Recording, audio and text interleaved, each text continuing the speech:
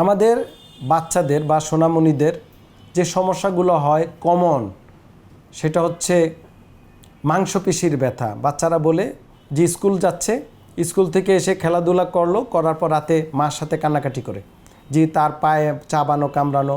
এটা একটা কমন সমস্যা, যেটা আমরা ডাক্তারি ভাষায় গ্রোথ পেইন বলে থাকি। তো এটা নিয়ে আপনারা অনেকে ওরিড হয়ে যান, ডাক্তার টু ডাক্তার ঘুরতে থাকেন, হতাশায় পড়েন। হতাশ হওয়ার কোনো কারণ নেই। সিম্পল বাসায় একটু কুসুম গরম সেক দিয়ে একটু ব্যথানাশক মলম দিয়ে হালকা একটু ম্যাসেজ করে দিবেন, সর্বোচ্চ প্যারাসিটামল দিতে পারেন, চলে যাবে। সুষম খাবার দিবেন। বাচ্চাদের ভিটামিন ডি খুবই এসেনশিয়াল, ক্যালসিয়াম খুবই এসেনশিয়াল, ডিম দুধ খুবই এসেনশিয়াল। বাচ্চাদেরকে চিপস, ফাস্টফুড, পাউরুটি, বিস্কিট, বিভিন্ন প্রসেস ফুড বাদ দেন। তাদেরকে ঠিকমতো ঘুমাইতে যাইতে দেন, মোবাইল ফোন সরাইয়া দেন এবং খেলতে যেতে দেন এবং সুষম খাবার দেন, পানি খাওয়ার অভ্যাস করেন। এই গ্রোথ পেইন থাকবে না ইনশাল্লাহ। আর একটা সমস্যা হচ্ছে বাচ্চাদের, যেটা হয় পার্থেস ডিজিজ, যে হিপ জয়েন্টের সমস্যা আমরা প্রায় পাই বাচ্চাদের, উঠতি বয়সী বাচ্চাদের একটু 13-14 বছর 11 থেকে হিপ জয়েন্টে ব্যথা, হিপ জয়েন্টের সমস্যা। এটা একটা ইনফেকশাস ডিজিজ হতে পারে এবং মারাত্মক একটা রোগ। এই রোগের ক্ষেত্রে আমি বলবো অবশ্যই ডাক্তারের শরণাপন্ন হতে হবে।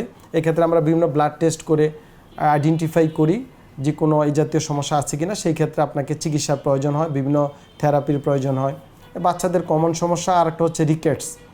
যদিও রিকেটসের প্রাদুর্ভাব কমে আসছে, তারপরে হয় স্পেশালি ভিটামিন ডি এর অভাবে। সেটা হচ্ছে যে বাচ্চারা দৌড়াদৌড়ি করে, খেলতে যায়, সব করে, ওভারওয়েট, কিন্তু ভিটামিন ডি কমে গেছে কোনো কারণে বডিতে, তখন পাটা বেঁকে যায়, হয়ে যায়, তখন ব্যথা হতে পারে।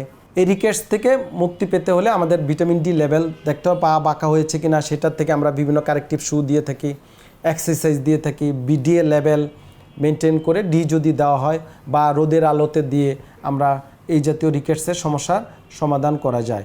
আর একটা হচ্ছে বাচ্চাদের যেটা জুভেনাইল ইডিওপ্যাথিক আর্থ্রাইটিস। এটা একটা অটোইমিউন ডিসঅর্ডার, আর্থ্রাইটিস রোগ, বাত রোগ। সেটা বাচ্চাদের যে কোনো উঠতি বয়সী বাচ্চা হোক বা অ্যাডোলেসেন্স বা যৌবন আসার আগেও এই সমস্যাগুলো হতে পারে। ইভেন কি পুরো যৌবনও এই রোগগুলা থাকতে পারে। অটোইমিউন ডিসঅর্ডার কিছুটা বংশগত হতে পারে বাচ্চাদের, এগুলো একেবারেই কমন সমস্যা। তবে কিছু রোগ যেমন বিভিন্ন ইনফেকশাস ডিজিজ, ধরেন করোনা, আমাদের কমন যে রোগগুলো, চিকুনগুনিয়া বা আমাদের এই যে ডেঙ্গু জ্বর, এই সকল পরবর্তীতেও বাচ্চাদের কিছুদিন ব্যথা বেদনা বা বিভিন্ন সমস্যা দেখা দিতে পারে। এটা নিয়ে হতাশ হওয়ার কোনো কারণ নেই।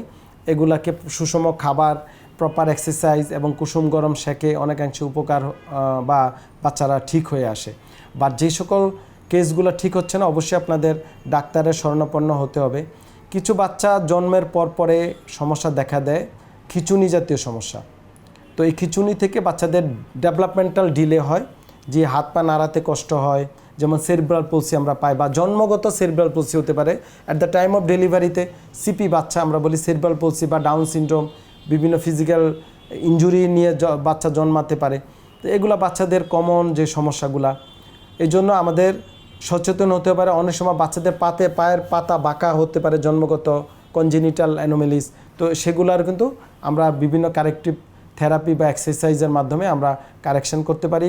এখন যে বাচ্চাদের যে সমস্যাটা আমরা পাই, একটা ইয়াং বাচ্চারও কোমর ব্যথা নিয়ে আসে, ধরেন 13-14 বছর, এটা আমরা কাম্য করি না। এর মূল কারণটা হচ্ছে মোবাইল ফোন।